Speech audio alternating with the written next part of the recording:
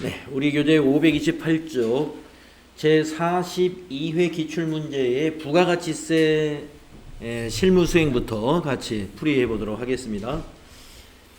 지영학기 주식회사의 부가가치세 신고 관련 거래 자료를 입력하여 부가가치세 신고서에 반영하시오 라는 문제인데요. 첫 번째 문제는 과세 매출 자료에 전자세금 계산서 발행하는 문제가 나옵니다. 상품을 판매하고 발급한 거래명세서이다. 대금 중 62만 5천 원은 자기압수표로 받았습니다. 개종 과목은 현금으로 회계 처리해야 되죠. 잔액은 국민은행 보통예금 계좌로 받았습니다. 그래서 차변의 현금과 보통예금이 되겠고요. 따라서 혼합분계가 필요하겠습니다. 거래명세서에 의해 매입 매출 자료를 입력하시오라는 문제가 하나 있고, 두 번째 문제는 전자세금 계산서 관리 및 내역 관리를 통해서 발급과 전송을 하시오라는 문제가 있죠. 발급과 전송할 때는 세금 계산서 발급 시 결제 내역이라든가 전송 일자는 채점을 하지 않겠습니다 하는 것입니다. 자, 하시는 요령은 거래명세표 날짜 9월 5일 날짜로 매입 매출 전표를 입력해야죠. 매입 매출 전표 9월 5일로 입력을 하시고 유형은 11번 과세 매출로 해당이 되겠습니다. 자, 두 개의 품명이기 때문에 복수거래 단추를 누르시고요. 통기타 30개 15만원, 15만원 이렇게 엔터 치시고요. 그리고 전자기타 10개 42만 5천원. 네, 수량과 단가 정확히 입력하시면 공급가액과 부가세는 자동 계산됩니다. 자, 확인 눌러주시고 혹시 너무 서둘러서 이 합계가 틀리지 않았는지 합계를 한번 체크해 볼 필요가 있어요. 9625000 맞네요. 자, 코드는 거래처 코드니까 공급 받는 자 해피로 검색하시면 되겠습니다. 해피홀릭이죠. 그리고 전자세금 계산서는 우리가 발급 전송할 때는 여기를 0 비워두셔야 돼요. 그리고 분계는 혼합 분계 해주시고 밑으로 내려와서 차변에 101번 자기압수표로 받은 건 현금이죠.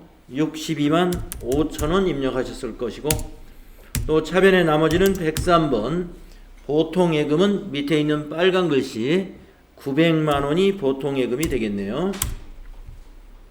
탭키 눌러서 거래처 고쳐주셨나요? 네, 은행거래처로 국민은행 수정했어야 맞는 겁니다. 국민은행 당좌와 보통, 차입 이렇게 세 개의 거래처 코드가 있기 때문에 보통으로 잘 선택을 했어야 됩니다. 그리고 나서 전체 메뉴 가셔가지고 전자세금 계산서 발행 및 내역 관리로 가셔서 9월 5일 날짜로 조회를 합니다.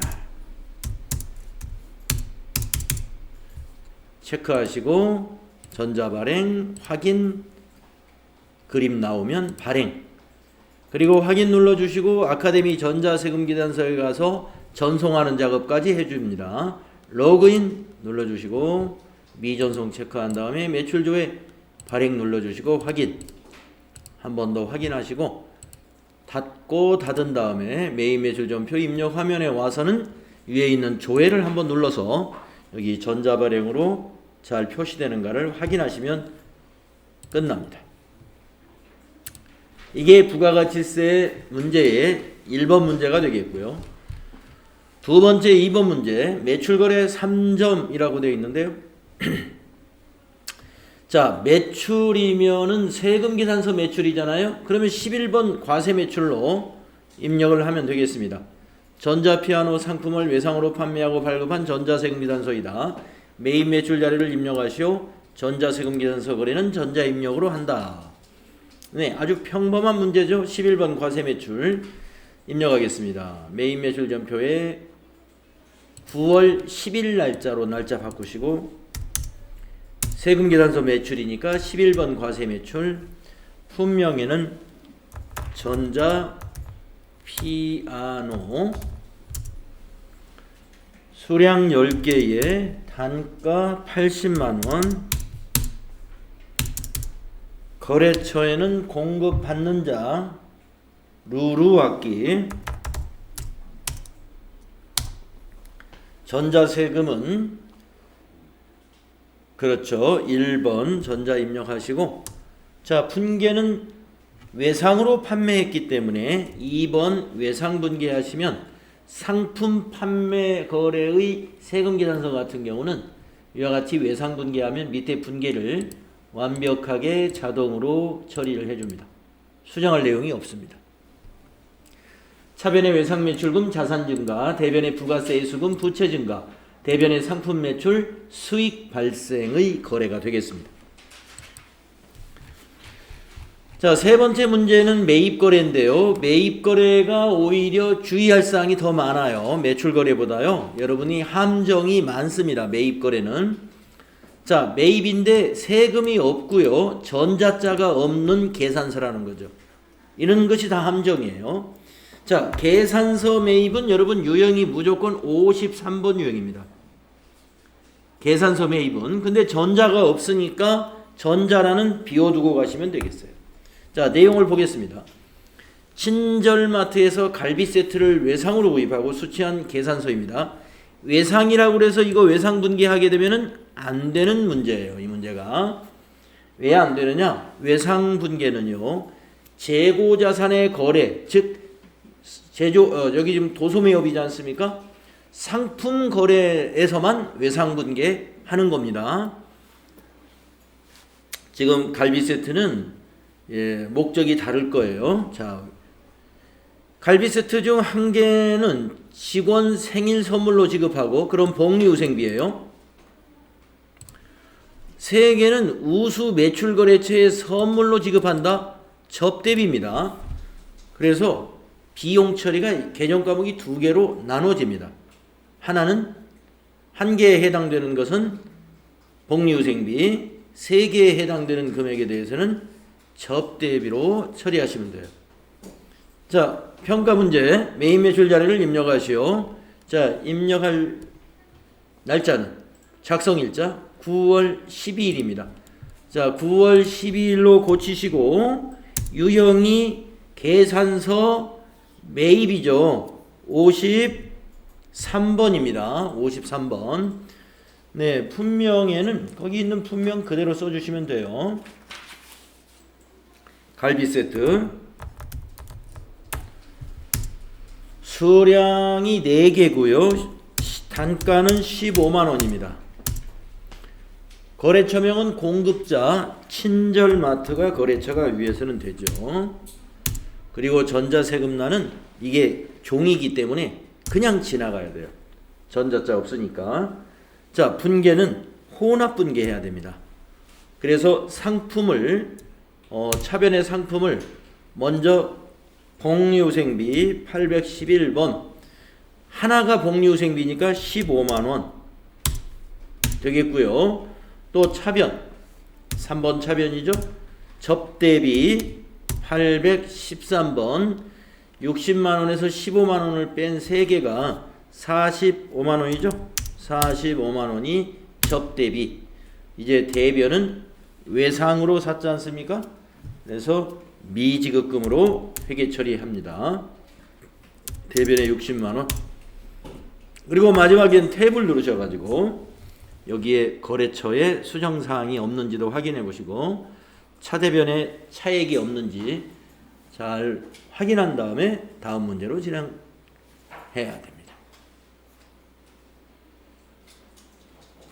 네, 그래서 차변이 복리후생비 접대비 15만원과 45만원으로 비용 처리를 나눠 해야 되고요.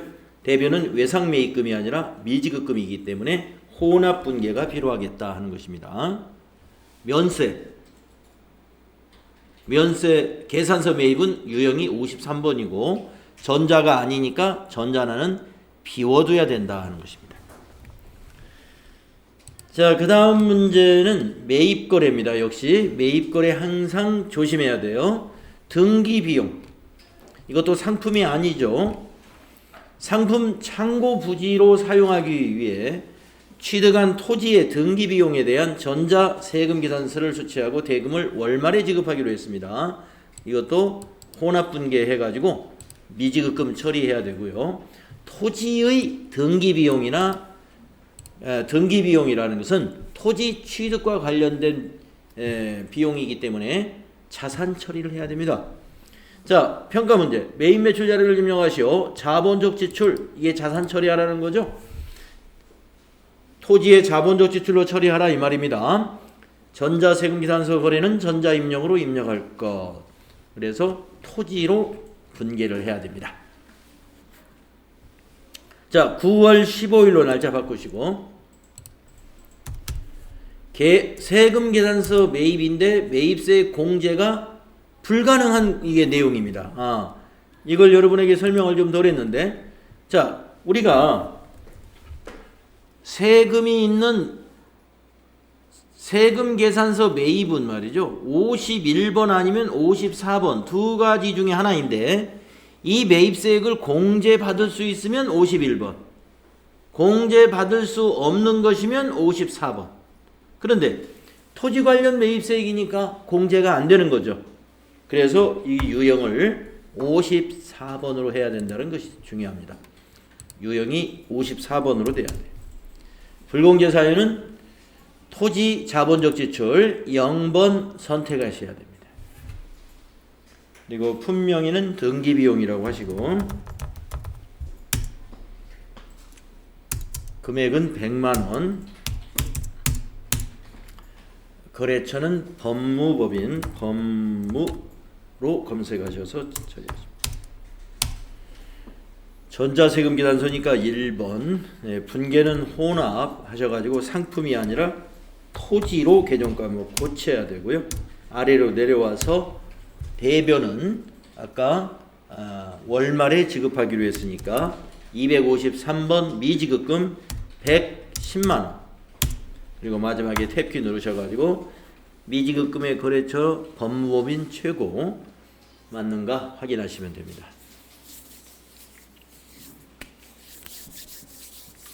자, 이 문제 유형을 54번 불공으로 했어야 된다는 거. 네.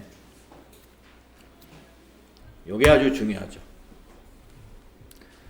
그리고 자본적 지출이라는 것은 자산 처리하는 거니까요. 토지의 자본적 지출은 매입세 공제를 못 받습니다. 다음에 5번째 매입거래 문제가 또 나왔습니다. 신용카드 매출전표가 있고요. 상품을 개인 소비자인 최민채에게 판매하고 발급한 신용카드 매출전표다. 요건 좀 실수가 이건 좀 프린트 미스죠, 이거. 예, 왜냐면은 내용을 보니까 소비자에게 팔았다는 건데 매입거래가 아니라 카드 매출거래인데 타이틀이 좀 잘못됐고요. 자, 그래서 개인 소비자인 최민채에게 신용카드로 피아노를 파는 겁니다. 예, 매입 매출 자료를 입력하세요. 자, 날짜를 9월 20일로 바꿔야 되겠네요. 9월 20일 날짜 입력하시고요. 자, 신용카드로 판매할 수 있죠. 그래서 과세 카드 과세라고 하는 유형입니다. 17번 유형 선택하셔야 돼요. 여기다 17번 입력합니다. 그리고 카드사를 선택해 주는데 우리 카드죠. 확인. 자, 품명의는 피아노 써주시고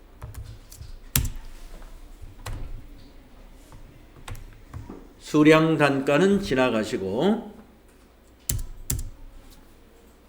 공급가에게는 합계 금액을 입력합니다. 132만원. 그래야 공급가액과 부가세가 제대로 입력이 되죠. 거래처는 그 개인이니까 이름으로 입력하시면 돼요. 최민으로 검색하시고요. 전자세금계산서 아니니까 엔터로 지나가시고 분계는 카드 분계 4번 한번 선택해 보겠습니다. 외상매출금, 네, 우리 카드사에서는 돈을 아직 안 받았으니까 외상매출금 맞습니다. 그리고 부가세 애수금, 네, 매출세액은 부가세 애수금 부채 증가죠. 또 상품 매출 맞습니다. 수익 발생.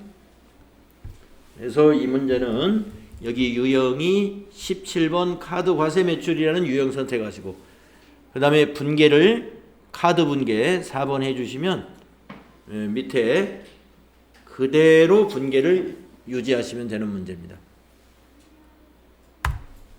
이렇게 하셨습니까?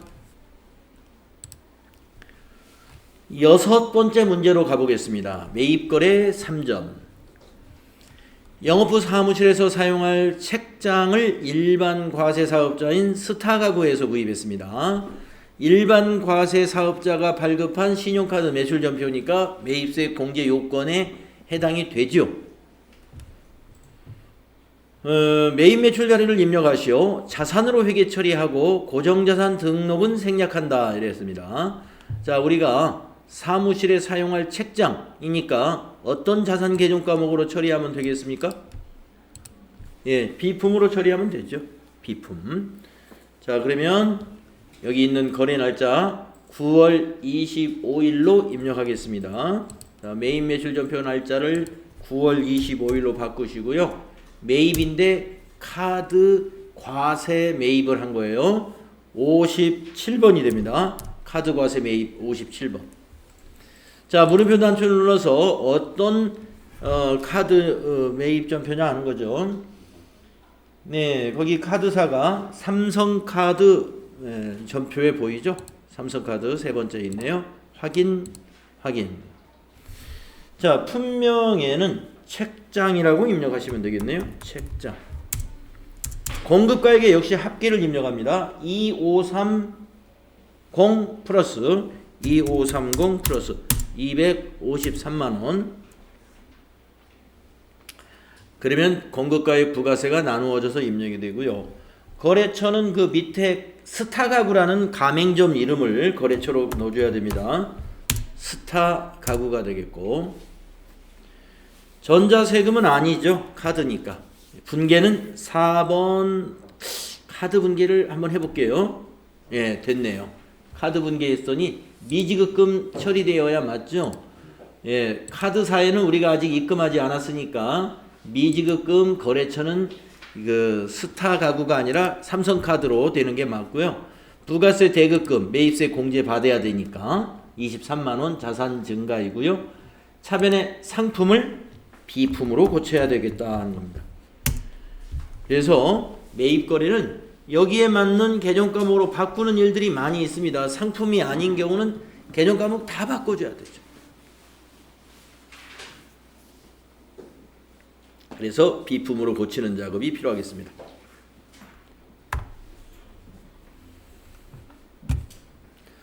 자, 평범한 것 같지만 매입 거래 우리가 그 매입 거래에서는요, 이 계정 과목을 고치는 문제라든가 또 분계의 선택을 좀 효과적으로 잘 하셔야 밑에 회계 요 분계가 우리가 자동화된 것을 최대한 이용할 줄 알아야 되겠습니다.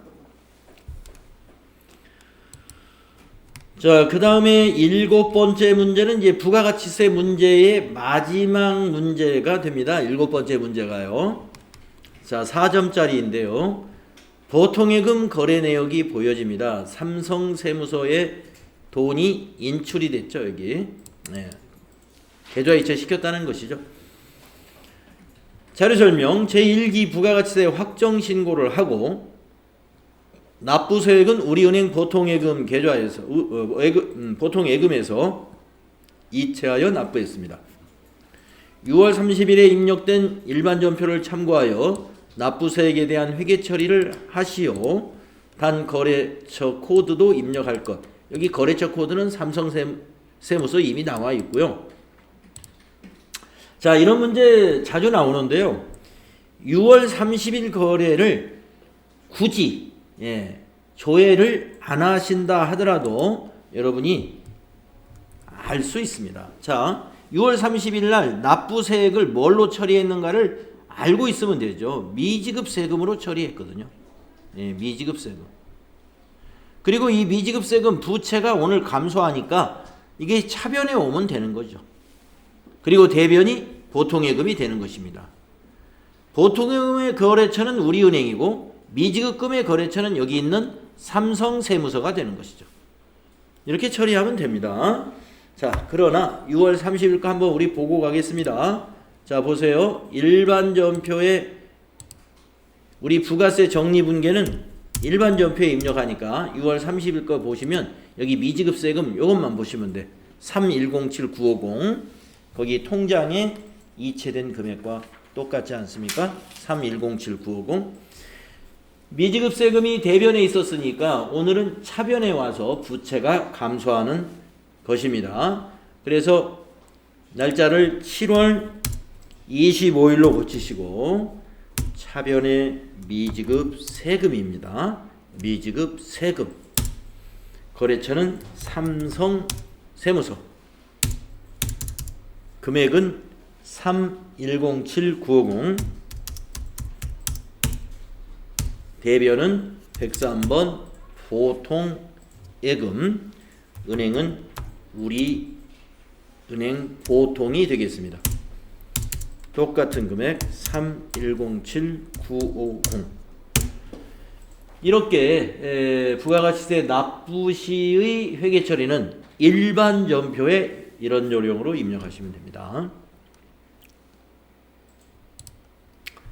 네, 문제에서 일반 전표에 입력하라고는 안 했지만 일반 전표에 입력을 해야 되는 문제예요. 자, 이렇게 해서 부가가치세 문제 7개 뭐 특별히 까다로운 것은 없습니다. 요 정도 수준으로 출제가 계속되고 있다고 보시면 되겠어요.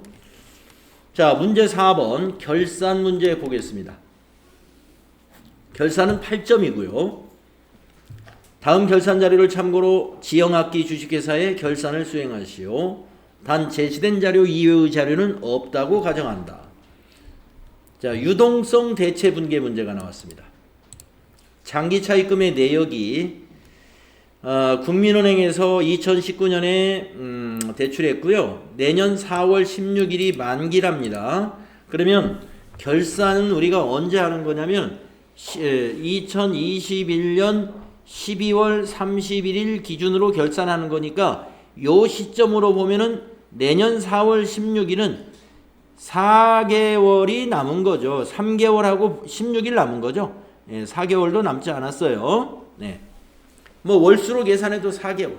따라서 1년 안에 우리가 1년 안에 상환해야 되는 장기 차입금은 유동성 대체 분계라는 걸 해주어야 됩니다. 그래서 장기 차입금 차변에 와서 부채 감소시키고 대변에다가 새로운 계정 과목으로 만들죠. 유동성 장기 부채. 유동성 장기 부채라고 하는 유동부채 여러분 이론 공부할 때 이거 유동성 장기 부채에 대해서 우리 공부했었어요. 바로 그 작업을 해야 됩니다.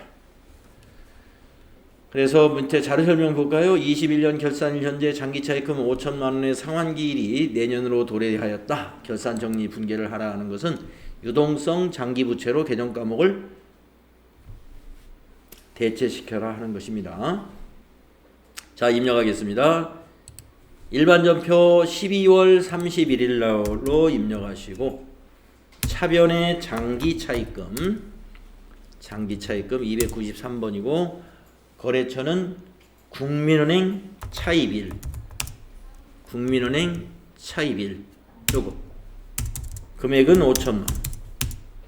대변의 유동이라는 단어로 유동성 장기부채 264번 거래처는 똑같은 코드로 해야 되겠죠. 98011 5천만. 이렇게 비유동부채를 유동부채로 대체하는 이러한 결산 수정을 하라는 것이죠. 다음에 2번 문제 결산자료 입력에 의한 자동결산 문제입니다. 12월 31일 현재 직원의 퇴직금 추계액이 2천만 원입니다. 수동결산 또는 자동결산 메뉴를 이용하여 결산을 완료하시오 했는데 이 문제는 조회를 꼭 해봐야 돼요. 왜냐면은 기존의 퇴직급여 충당 부채가 얼마 있는지를 보고 있으면 그걸 차감한 금액을 가지고 회계 처리해야 됩니다. 자, 그래서 시산표를 조회합니다. 합계잔액 시산표를 12월 31일자로 입력하시고요. 저 밑에 내려와서 비유동 부채 쪽에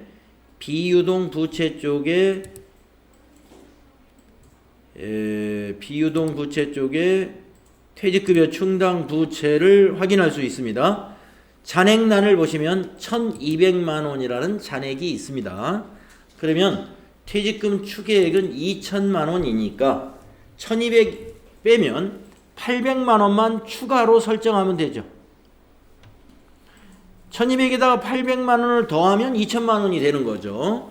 그래서 여러분은 800에 대해서만 차변의 퇴직급여, 대변의 퇴직급여 충당 부채 이렇게 수동결산을 해주든지 자동결산 메뉴에서 이 800만 원만 입력하고 전표 추가 누르든지 해야 됩니다. 자, 자동결산 문제로 나온 거니까 자동결산을 가능한 해보겠는데요. 어디다 입력해서 전표 추가하느냐 한번 들어가 보겠습니다. 결산자료 입력이라는 메뉴에 갑니다. 결산자료 입력 어디 있는지 아시죠? 클릭하시고 결산일자는 1월부터 12월로 여러분 입력하셨을 것이고 확인 단추를 그냥 누릅니다. 판매비와 관리비 맨 하단에 보시면 잡비 바로 밑에 퇴직급여 가로 열고 전입액 이렇게 되어 있는 게 있어요. 퇴직급여로 전입시킬 금액을 800만 원만 여기다 입력해 줍니다. 800만 원 입력하시고 상단에 있는 전표 추가 눌러주고 이해해 주시면 800만 원이 일반 전표에 12월 31일자를 조회해 보시면 차변의 퇴직급여 800만 원, 대변의 퇴직급여 충당 부채 800만 원 이 분계가 넘어와 있죠.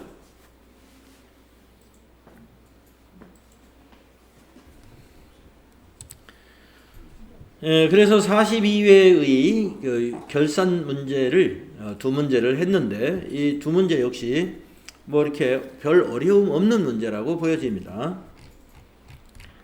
그 다음에 이제 마지막 문제가 가장 쉬운 문제인데요. 회계정보 분석 문제입니다.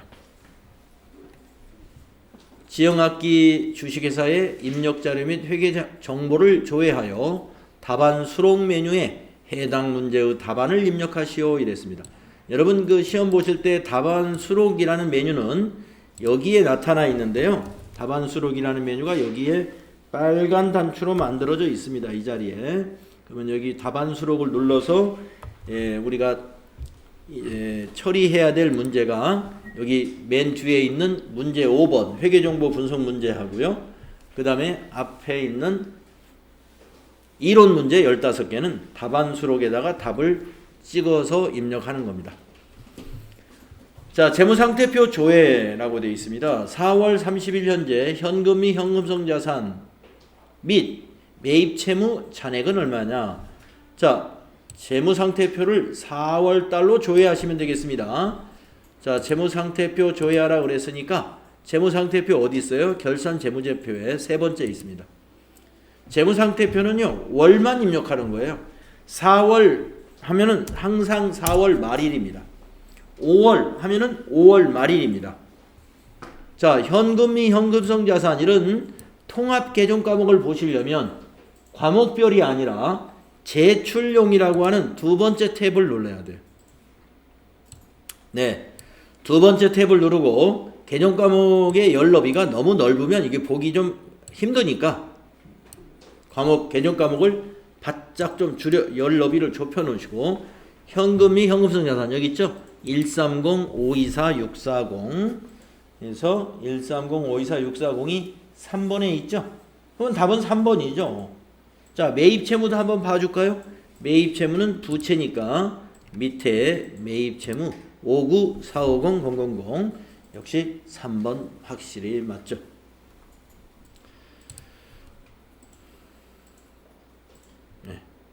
답이 3번에 있었습니다. 다음에 두 번째, 받으러움 현황을 조회한다 그랬습니다.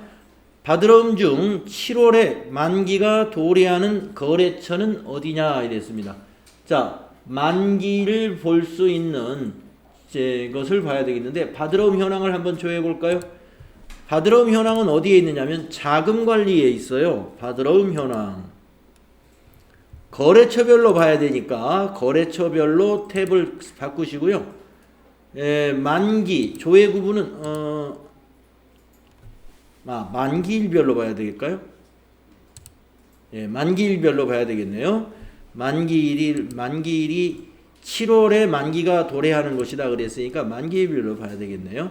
네, 여기는 만기일 하시고 2021년 7월 1일부터 2021년 7월 31일까지 거래처는 모두 엔터 치면은 하나밖에 없네요.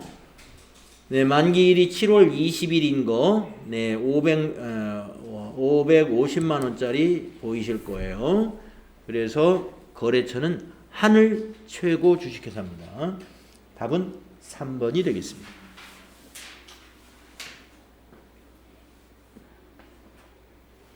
네. 42회의 실무수행 풀이를 우리가 끝까지 다 해봤는데요. 이렇게 까다롭지 않게 출제가 된 회차라고 보여집니다.